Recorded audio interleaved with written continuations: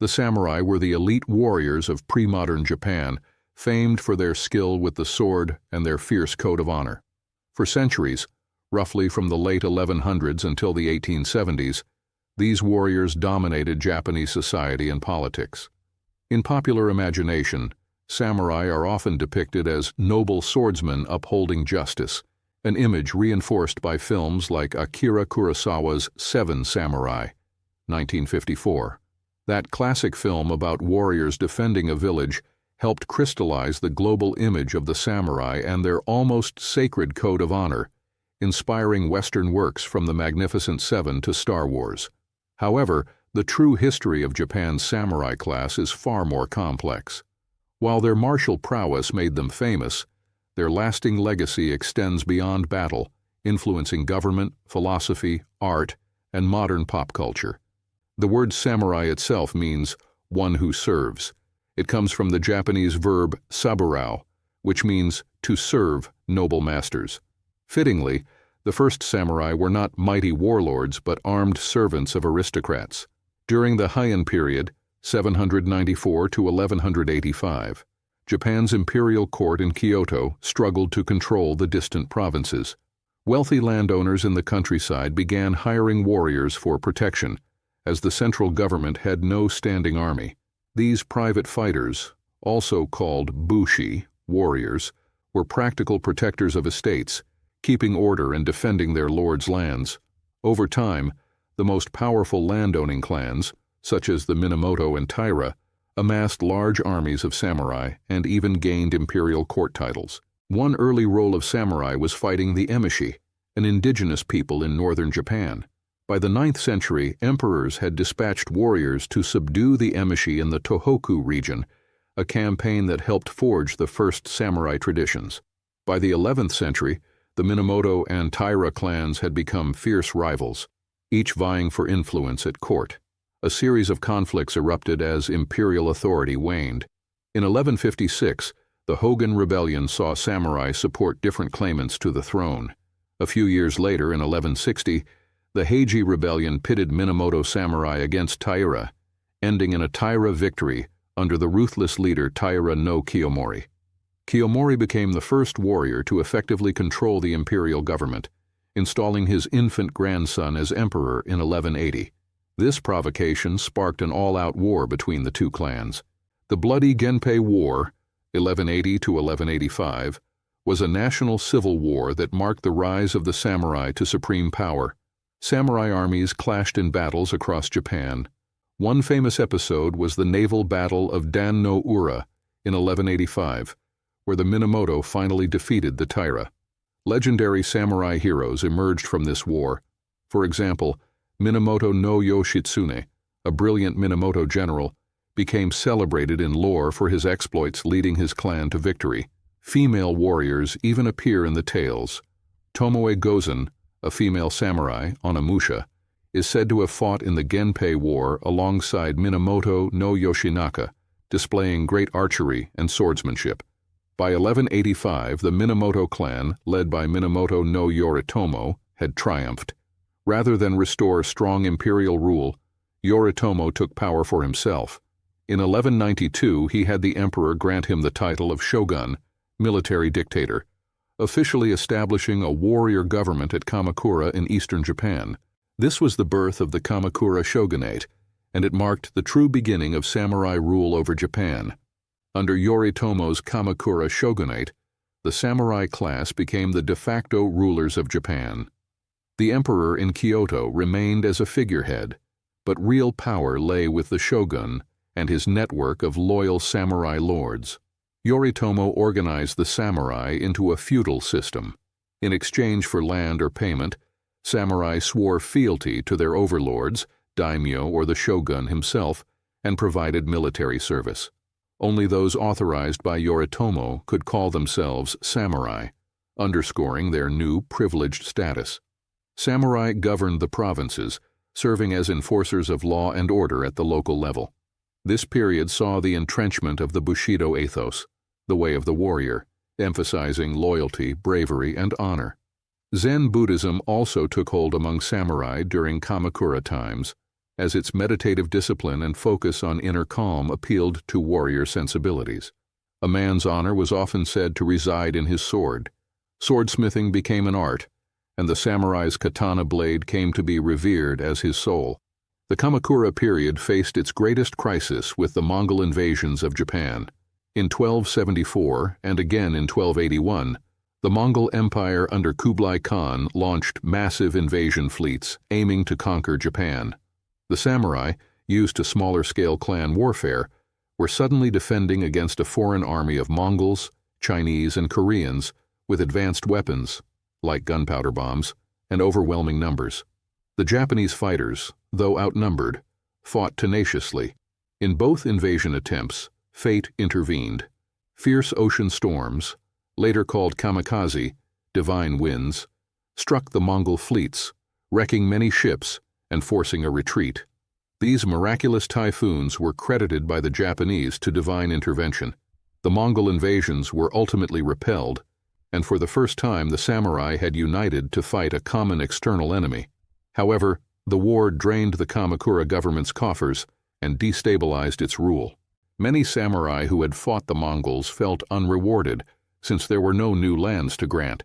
The invaders had come from overseas and left none to seize. Discontent grew, weakening loyalty to the shogunate. Eventually, the Kamakura shogunate fell due to internal strife.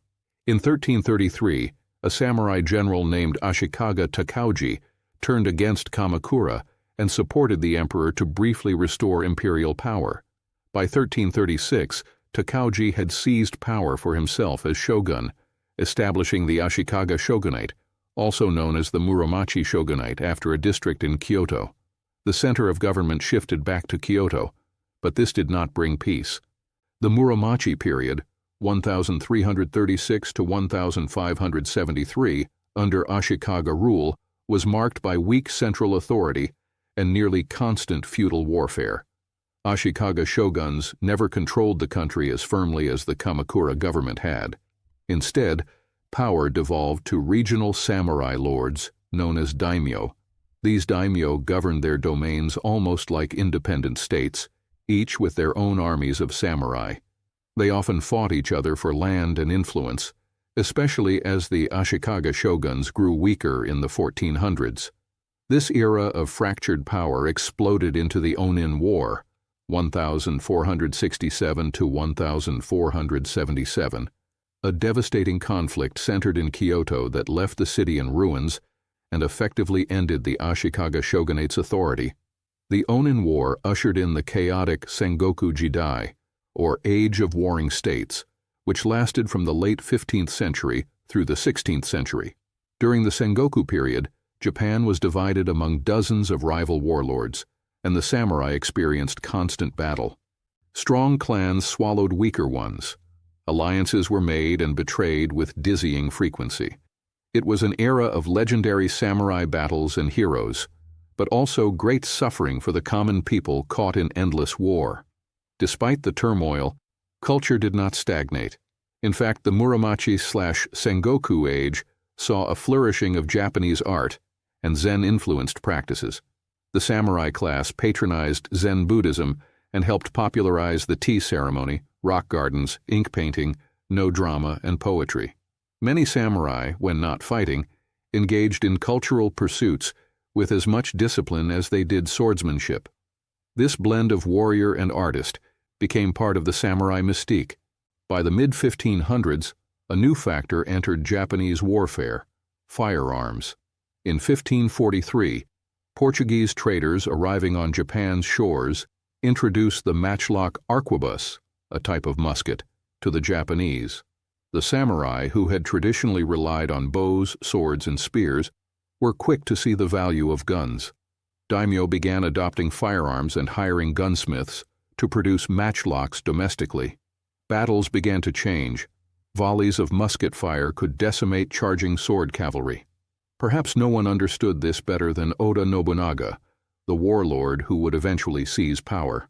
Nobunaga was an exceptionally bold and innovative daimyo in the 16th century Sengoku era. He recognized the power of technology and tactics.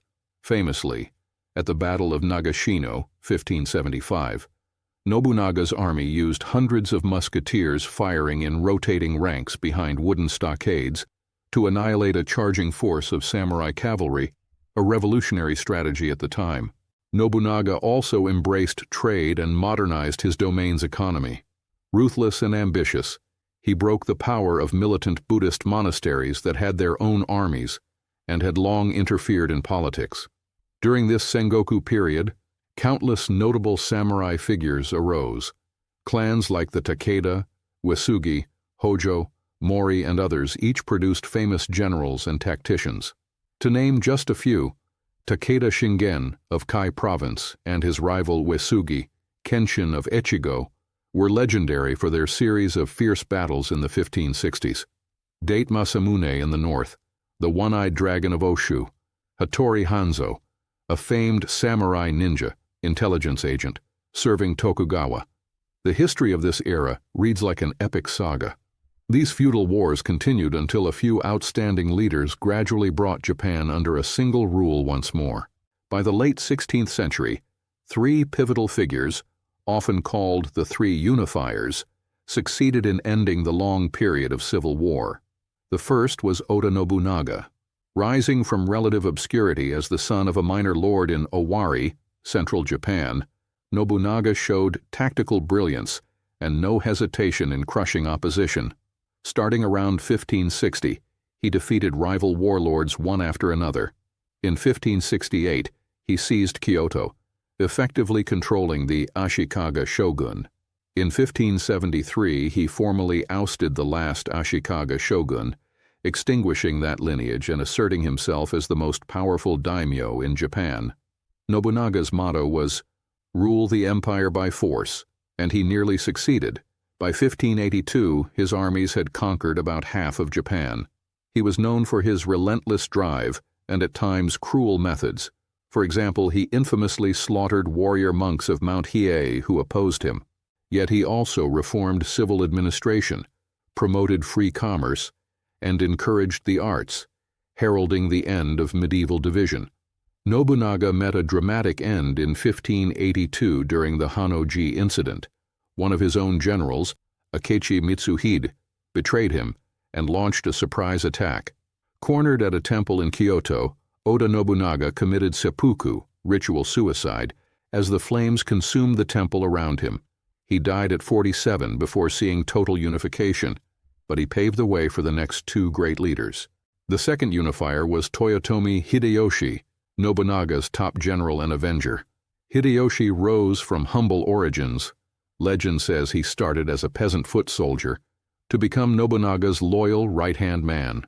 After Nobunaga's death, Hideyoshi quickly defeated Akechi Mitsuhide and secured control of Nobunaga's territories.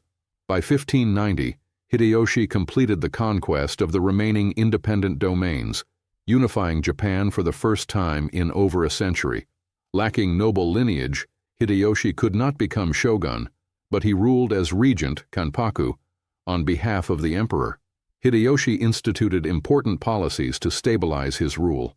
Notably, in 1588 he enacted the Sword Hunt Edict, forbidding farmers and commoners from owning weapons, and ordering all swords be confiscated and melted into a giant statue of Buddha. This measure effectively solidified a strict class separation. Only samurai were allowed to bear arms from then on, freezing the social mobility that had previously allowed men like Hideyoshi, a former peasant, to rise to samurai status. Hideyoshi also sought glory abroad. He famously launched massive invasions of Korea in 1592 and 1597. These campaigns, involving over 150,000 samurai, ultimately failed and were extremely costly. They did, however, expose the Japanese to warfare with firearms and large armies on foreign soil, further changing samurai warfare. Hideyoshi's rule was brilliant, but short. He died in 1598, leaving power in the hands of a council of regents until his young son could come of age. The third unifier, who outmaneuvered the rest, was Tokugawa Ieyasu. Ieyasu had been an ally of Nobunaga and a rival turned subordinate to Hideyoshi. After Hideyoshi's death, Ieyasu positioned himself shrewdly. Conflict soon arose between Tokugawa Ieyasu and other factions loyal to Hideyoshi's heir, resulting in the decisive Battle of Sekigahara in October 1600. This battle, one of the most famous in samurai history, involved tens of thousands of warriors on each side and ended in a complete Tokugawa victory. Ieyasu's triumph at Sekigahara made him the de facto master of Japan. In 1603, he was officially appointed shogun by the emperor, establishing the Tokugawa shogunate with its capital in Edo, modern Tokyo. A final coda came in 1615, when Ieyasu's forces captured Osaka Castle and eliminated Hideyoshi's son and loyalists, ensuring no further challenges. At last, after generations of strife, Japan was unified under a stable central authority. The era of incessant war had ended, and a new era was beginning. The Edo period, also known as the Tokugawa period, was a time of relative peace and order that lasted over 250 years under Tokugawa rule. The samurai during this era underwent a profound transformation, from warriors constantly on the battlefield to a governing class of bureaucrats, administrators, and castle guards. With Japan unified and free of large-scale warfare, many samurai had no battles left to fight. Instead, they served as officials running the domains, managing lands and collecting taxes, or as retainers maintaining the peace. The Tokugawa shogunate imposed a strict social hierarchy with samurai at the top, followed by farmers, artisans, and merchants. Samurai retained privileges as the elite. Most notably, they alone could wear two swords, the long katana and short wakizashi, together called daisho, symbolizing their status. They also received stipends, usually in rice, from their daimyo or the shogun. However, as the years of peace went on, many low-ranking samurai struggled financially. Their stipends were often fixed while economic conditions changed, leading some to impoverishment. Frugality, loyalty, and honor remained core ideals, even if some samurai lived more like clerks than warriors. During the Edo period, the Bushidō Code, the ethical code of the samurai, was formalized and romanticized. Texts like Hagakure, 1716, and later works codified virtues such as loyalty, sincerity, courage, righteousness, self-discipline, and honor as the way of the samurai. In truth, Bushido was not a single written code in earlier periods, but in Edo times it became a guiding philosophy taught to samurai as a moral compass. One core principle was absolute loyalty to one's lord, even unto death. Another was the idea of an honorable death over a life of shame. The practice of seppuku, ritual suicide by disembowelment, became the ultimate demonstration of samurai honor. A defeated or disgraced samurai would take his own life rather than live without honor or face execution. Many samurai committed seppuku upon the death of their lord, or in atonement for failure, as a means of preserving their dignity and loyalty. The most famous example of Bushido in action is the 47 Ronin incident.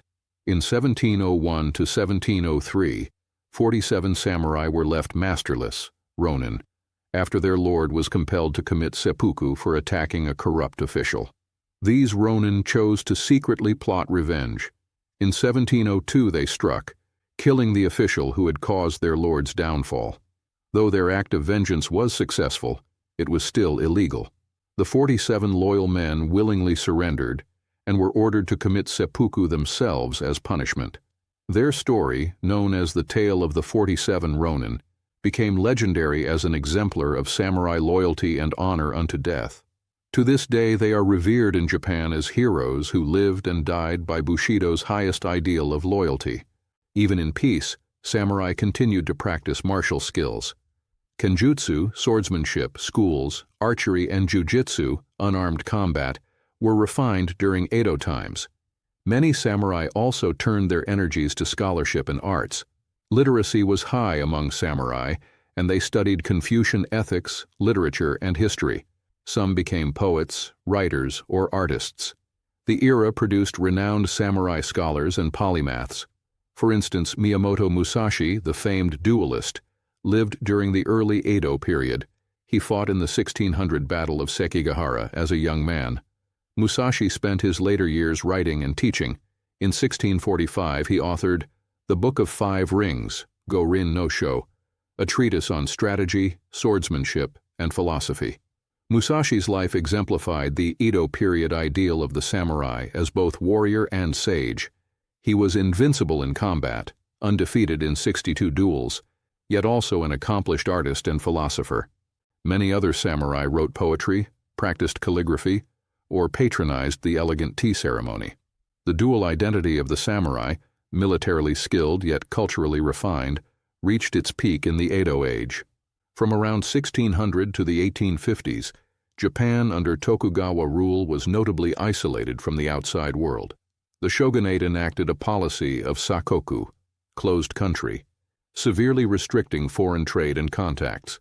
This kept Japan free from colonization or outside military threats for over 2 centuries, which in turn kept the samurai largely out of actual warfare. However, by the mid-19th century, external pressures were mounting. In 1853, U.S. Commodore Matthew Perry sailed gunboats into Tokyo Bay, demanding Japan open to trade. The forced opening of Japan to Western powers that followed caused great turmoil. Many samurai saw the shogunate's compliance with foreign demands as a betrayal of Japan. The slogan, Sono Joy, revere the emperor, expel the barbarians, spread among disaffected samurai. Powerful clans in the south and west, especially Choshu and Satsuma, began to resist Tokugawa rule. They rallied around the figure of the emperor in Kyoto, seeking to restore imperial power and oust the shogun. This political movement led to the Meiji Restoration of 1868. The Tokugawa shogunate was overthrown, and the young Emperor Meiji was declared the restored head of state. Samurai armies from Choshu and Satsuma had defeated the shogun's forces, ending the Tokugawa regime. The Meiji Restoration marked the end of the samurai era. The new Meiji government was intent on modernizing Japan along Western lines, which meant dismantling the feudal class system. Feudal domains were abolished in 1871, and daimyo had to return their lands to the emperor. The samurai class, about 5 to 6% of the population, faced swift changes. Their hereditary stipends were first converted to government bonds and eventually cut off. In 1876, a law banned samurai from wearing swords in public, ending a privilege that had symbolized their elite status. Samurai were expected to become modern citizens. Many took up new roles as officers in the new imperial army, bureaucrats, policemen, or entrepreneurs. They even got a new label, shizoku, meaning former samurai or gentry class. Not all samurai went quietly into this new order. The abrupt loss of status, stipends, and tradition led to several samurai rebellions in the 1870s. The most famous was the Satsuma Rebellion of 1877, led by Saigo Takamori, once a key Meiji Restoration leader and himself from Satsuma samurai stock. Saigo, idolized by some as the ideal of samurai virtue, became disillusioned with the new government and led ex-samurai in an armed revolt against the imperial forces. The rebellion culminated in a tragic last stand at the Battle of Shiroyama, where Saigo's outnumbered samurai were defeated, and he was mortally wounded. According to legend, he committed seppuku as he died. With the rebellion crushed, the era of the samurai truly came to an end. By the 1880s, the class system was gone, and samurai as a distinct social group had faded into history, abolished by the new laws and the march of modernization. Throughout their long history, many samurai left an indelible mark on Japanese culture and lore. Here we highlight a few famous individuals already mentioned, to shed more light on their stories. Oda Nobunaga, 1534 to 1582. A ferocious warlord and a visionary, Nobunaga is remembered as the first of Japan's great unifiers. Rising from the Sengoku chaos, he introduced radical innovations in warfare, including the mass deployment of firearms, and shattered centuries-old power structures that hindered unification. Nobunaga was both brutal and modernizing. He smashed the armies of militant monks, curbed the power of traditional nobles, and encouraged trade and industry. By the time of his death, he had conquered much of Japan and set the stage for national unity. His dramatic death by treachery, ambushed by a vassal at Honnoji and committing suicide as his fortress burned, only added to his legend. To this day, Nobunaga is often depicted in books and films as a fierce, at times ruthless leader, with a strategic genius that changed Japan forever. Toyotomi Hideyoshi, 1537 to 1598. Nobunaga's loyal general who became his successor, Hideyoshi is a classic rags-to-riches tale. Nicknamed the Monkey by Nobunaga for his appearance, Hideyoshi proved to be a brilliant diplomat and strategist. He avenged Nobunaga and completed the unification of Japan by 1590. As a ruler, Hideyoshi is known for his major social policies, especially the 1588 edict that only samurai could carry swords, stripping weapons from farmers, and thus cementing the samurai as a distinct class. Despite humble origins, Hideyoshi rose to hold the highest power, though he took the title of regent rather than shogun. He had grand ambitions, including attempts to conquer China via Korea, which failed. Yet domestically he maintained the peace Nobunaga had won. Hideyoshi's later years saw the stability of the realm, and he died with Japan unified under his clan, though that would be short-lived due to Ieyasu's machinations. He is remembered for his cleverness, ambition, and the massive Osaka castle he built as his headquarters. Tokugawa Ieyasu, 1543 to 1616, the third unifier and founder of the Tokugawa shogunate, Ieyasu was a patient, cunning leader. He outlived Nobunaga and Hideyoshi, waiting for his chance to seize power. After winning at Sekigahara in 1600, Ieyasu became shogun and established a dynasty that would rule for over 260 years. Unlike Nobunaga's fiery conquest or Hideyoshi's daring, Ieyasu's approach was careful state-building. He relocated the capital to Edo, Tokyo, and implemented systems to control the daimyo, such as the requirement that they reside in Edo periodically, the alternate attendance system, and leave their families there as de facto hostages to ensure loyalty. He also strictly limited foreign contacts, focusing on internal development. Ieyasu's legacy is the long peace of the Edo period and a Japan that prospered in isolation. He is often portrayed as a wise old statesman. He was in his 60s when he took power, an elder compared to Nobunaga and Hideyoshi who died in their 40s, and as someone who embodied the proverb, "If you sit on the riverbank long enough, you will see the bodies of your enemies float by." His dynasty, the Tokugawa, became almost synonymous with the samurai order at its height. Miyamoto Musashi, circa 1584 to 1645. Perhaps the most famous samurai swordsman in Japanese history, Musashi was never a lord or high-ranking official, but a masterless samurai, ronin, who became a legendary duelist. Born in the late Sengoku period, Musashi fought in the Battle of Sekigahara as a young man. Thereafter, he wandered the country on a mushashugyo, warrior's pilgrimage, challenging other swordsmen to single combat. Musashi's skill was unparalleled. It is said he fought over 60 duels without ever losing. He pioneered a two-sword fighting style, using both the katana and wakizashi simultaneously, and earned the nickname Kensei, meaning sword saint. One of his most famous bouts was against Sasaki Kojiro, another great swordsman, whom Musashi defeated on a remote island in 1612, arriving late to unnerve his opponent, according to legend. In his later years, Musashi retired to write and teach. His book, The Book of Five Rings, 1645, is a classic of martial strategy and philosophy, studying not just technique, but the mindset needed for victory. Musashi also dabbled in painting and calligraphy. Surviving artworks show his multifaceted talent. His life has been romanticized in countless novels, manga, and films.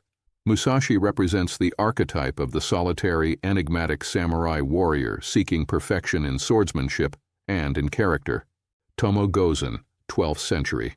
A rare female samurai recorded in history, Tomo Gozen's story comes from the Heike Monogatari, Tale of the Heike, an epic about the Genpei War. Described as a peerlessly beautiful woman who was also a fearless rider, archer, and swordswoman, Tomo served the Minamoto clan. She fought alongside Lord Minamoto no Yoshinaka during the battles of the Genpei War. In one account, at the Battle of Owazu in 1184, Tomoe Gozen boldly charged into the enemy and is said to have beheaded a rival samurai in combat. While some historians question how literally we should take the chronicles, as women in combat were uncommon, Tomo has become a symbol of female martial valor in a male-dominated age. She is frequently depicted in art and literature, armed with sword and naginata, pole weapon, showing that the spirit of the samurai was not limited strictly to men. Saigo Takamori, 1828 to 1877. Though coming at the very end of the samurai era, Saigo deserves mention, as he is often called the last samurai. A samurai of Satsuma domain, Saigo was instrumental in the Meiji Restoration that overthrew the shogunate in 1868, ironically helping to end the world he was born into. He initially became a top leader in the new government, but grew dissatisfied as the Meiji reforms stripped samurai of privileges and rapidly westernized the army and society. In 1877, Saigo led the Satsuma Rebellion, a final stand of the samurai class against the modern Imperial Japanese army. The rebellion was ultimately doomed. The government's conscript army, armed with modern rifles and even artillery, outmatched the sword-wielding samurai. Saigo and his followers fought bravely but were cornered at Shiroyama. Legend holds that Saigo committed seppuku as the last charge was overrun, embodying the old Bushido ideal of death before dishonor. In reality, he was mortally wounded and then dispatched by a loyal follower. After his death, Saigo Takamori was lionized as a model of samurai virtue, loyal, brave, and honorable to the end. The Japanese government later pardoned him posthumously and even built statues in his honor. His dramatic story inspired the 2003 Hollywood film The Last Samurai, where a character loosely based on Saigo is portrayed. Saigo's life poignantly illustrates the clash between the samurai ethos and the modern world. These individuals are just a sample. The annals of Japanese history are filled with many more notable samurai, from scholars and artists to ruthless warriors and strategists. Each helped shape the image of the samurai in unique ways. Although the samurai class as an official entity was abolished in the late 19th century, their legacy continues to thrive in modern culture, both in Japan and globally. The romance of the samurai, their martial skill, strict honor code, and dramatic history has proven endlessly fascinating. Martial arts, popular entertainment, and even national ethos have all been influenced by the samurai spirit. One immediate way the samurai live on is through martial arts. Many contemporary Japanese martial arts originated from samurai combat disciplines. For example, kendo, meaning the way of the sword, is a modern sport derived from kenjutsu, samurai swordsmanship training. Competitors in armor score points by striking each other with bamboo swords, in an art that began as samurai drills and duels. The etiquette and intense focus in kendo preserve the spirit of the samurai. Even the shout, kiai, and the concept of mushin, no mind, in sparring, have roots in Zen and Bushido philosophies once practiced by samurai. Another example is judo and jujutsu. Originally, samurai learned jujutsu for hand-to-hand combat when disarmed. In the late 1800s, jujutsu was modernized into judo by Kano Jigoro, emphasizing throws and pins. Today, judo and its offspring, like Brazilian jiu-jitsu, are practiced worldwide, carrying forward techniques of the samurai, though in a sportive, non-lethal form. Kyudo, the art of archery, also survives as a meditative martial art that draws from the samurai archer traditions. Even karate, though Okinawan in origin, was influenced by samurai-era Japanese martial ideas as it developed and spread. The values associated with these arts, discipline, respect, courage, and improvement of character, reflect Bushido ideals. As the History Channel notes, the samurai's traditions of honor and discipline live on in the study of jujitsu and kendo today. Students bow to each other and to their instructors, weapons are treated with reverence, and the dojo has rules of decorum, echoes of a time when one's conduct in training or battle was a matter of honor and life or death. Samurai themes and characters have also become immensely popular in movies, television, and literature. Japanese cinema's samurai genre is beloved worldwide. Akira Kurosawa's films, such as Seven Samurai, 1954, Yojimbo, 1961, and Kagemusha, 1980, introduced international audiences to dramatized samurai lore and influenced countless directors. Seven Samurai, in particular, had a global impact. Its story of masterless samurai protecting villagers was remade as the Hollywood Western The Magnificent Seven, and its archetypes of warriors with distinct personalities on a noble mission can even be felt in ensemble adventure films to this day. George Lucas cited Kurosawa as an influence on Star Wars. The Jedi Knights share philosophical and visual similarities with samurai, even wielding swords, albeit laser ones. Many other films have explored samurai history. The Last Samurai, 2003, brought a fictionalized version of the 1877 Satsuma Rebellion to a global audience, complete with picturesque armor and emphatic devotion to honor. It resonated so widely that a statue of Saigo Takamori stands in Tokyo's Ueno Park, often visited by fans of the film. Japanese directors like Yoji Yamada, Twilight Samurai, 2002, and Masaki Kobayashi, Harakiri, 1962, provided more nuanced looks at samurai life, examining the human side of Bushidō and the struggles of lower-ranked samurai in peacetime. On the small screen, numerous NHK taiga dramas, year-long Japanese TV series, regularly depict famous samurai and events in detail, attracting millions of viewers in Japan each year and often sparking renewed interest in those historical figures. Perhaps the most prolific medium for samurai influence today is anime and manga, Japanese animation, and comics. Samurai have inspired a broad range of anime, from historical epics to fantastical reimaginings. A notable example is Rurouni Kenshin, a popular manga/anime set in the early Meiji Era about a former samurai assassin seeking redemption while using his reverse-blade sword only to protect others. This story directly grapples with the end of the samurai age and the transition to modernity through the eyes of a swordsman who refuses to kill but lives by a personal code of justice. Other series transport samurai themes into imaginative settings. Samurai Champloo, 2004, mixes samurai adventure with a hip-hop soundtrack and anachronistic style, symbolizing how flexible the samurai archetype has become. Science fiction anime often adapt the samurai code to futuristic warriors. For instance, the concept of honor and swordsmanship is strong in many characters of the long-running Star Wars-influenced anime series. Popular shonen youth anime frequently include swordsman characters embodying samurai traits. A famous case is Roronoa Zoro from One Piece, a green-haired pirate who wields 3 swords.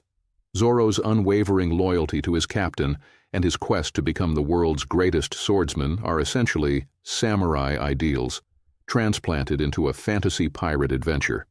Similarly, characters like Afro Samurai, from the anime of the same name, blend futuristic elements with Jidegeki, period drama, vibes, portraying a ronin's violent path of vengeance in a stylish, hyper-modern way. Even in non-historical anime, one often finds the samurai spirit in heroes. For example, Ichigo Kurosaki in Bleach is not literally a samurai, but as a soul reaper he carries a sword, Zanpakuto, and lives by a duty to protect with courage and honor, reflecting the inner conflict and responsibility a samurai might feel. The influence is sometimes direct. Anime like Samurai 7 actually retells Seven Samurai in a sci-fi setting, and many feature historical figures. Oda Nobunaga appears in some anime as a character, sometimes even transplanted into other worlds via creative storylines. According to a recent deep dive on the topic, samurai-themed anime such as Samurai Champloo, Afro Samurai, and Rurouni Kenshin have achieved global popularity, with characters like Zoro becoming symbols of resilience, strength, and honor worldwide. These animations not only entertain but also introduce international audiences to bits of samurai ethos and Japanese history, albeit dramatized. Anime fans around the world embrace samurai characters, cosplay as them at conventions, and buy replica swords of their anime heroes, showing how this facet of pop culture bridges cultures. Video games, too, have drawn heavily from samurai lore. Recent titles like Ghost of Tsushima, 2020, garnered critical acclaim for putting players in the armor of a 13th-century samurai defending Tsushima Island during the Mongol invasions. The game painstakingly recreates the look and feel of samurai combat and honors the code, even giving the player the choice to fight with honor or embrace stealth, affecting the narrative. Samurai appear in countless other games, from the historically grounded Total War Shogun 2 to the fantastical, samurai-themed characters in fighting games like Soul Calibur. They are a staple archetype that game designers return to for their rich mix of combat prowess and moral code. One of the most iconic elements of samurai culture, the samurai sword, katana, has become a universal symbol in modern pop culture. These curved blades, traditionally forged and deadly sharp, captivate people far beyond their original context. Enthusiasts worldwide collect katana replicas, and the sword itself often features in movies and comics as the chosen weapon of any character meant to exude coolness, skill, and honor.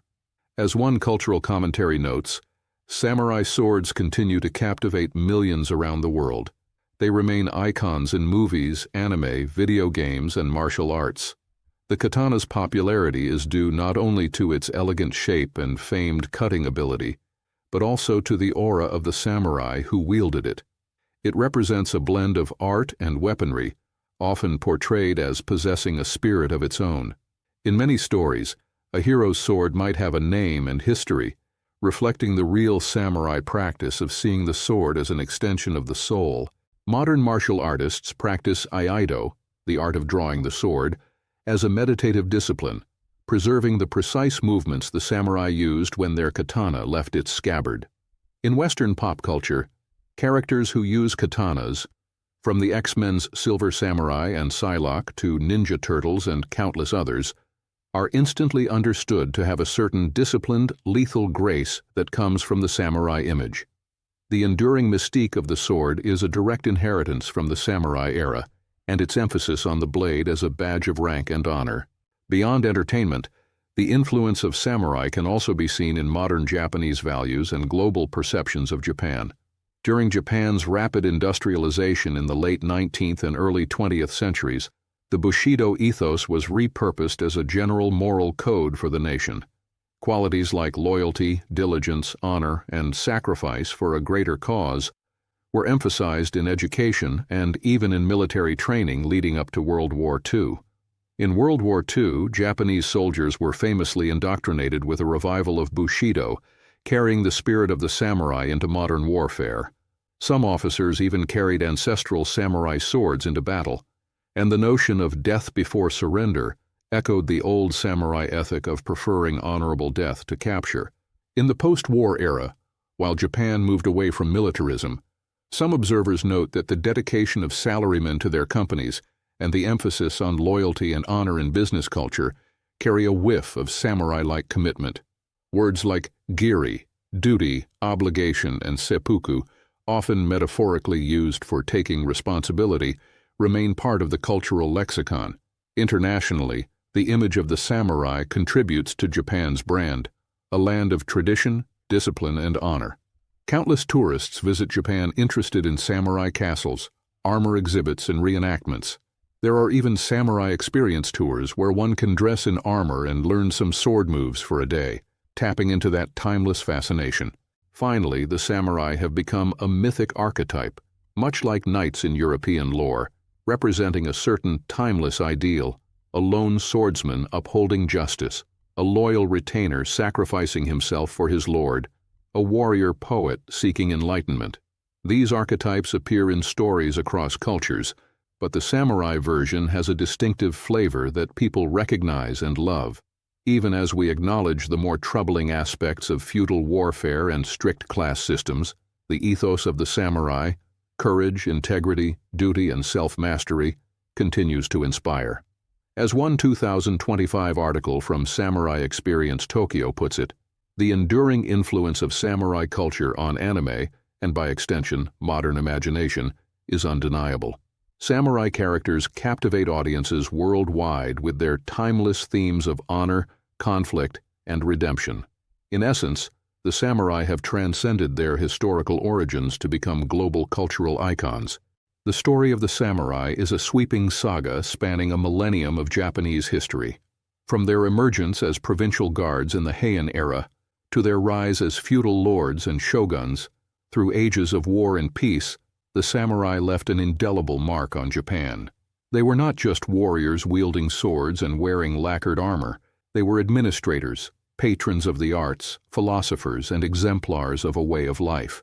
Their Bushidō code, though romanticized over time, distilled ideals of loyalty, honor, and discipline that still echo in Japanese culture today. The abolition of the samurai class in the late 19th century did not erase their memory. Instead, it sealed their place in history as something almost timeless. Today, long after the last samurai laid down his sword, we continue to tell their tales in new forms.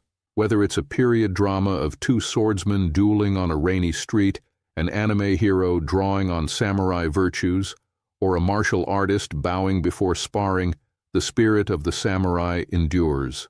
These warriors of old Japan have truly become legends, teaching us about bravery and honor, even as we enjoy the entertainment they inspire.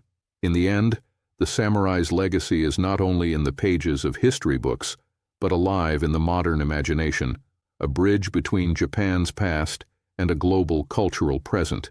The era of swords and feudal lords may be over, but the soul of the samurai lives on. If you enjoyed this video, don't forget to like, share your thoughts in the comments, subscribe for more fascinating stories, and ring the bell so you never miss a new episode from Cipher History. Stay curious.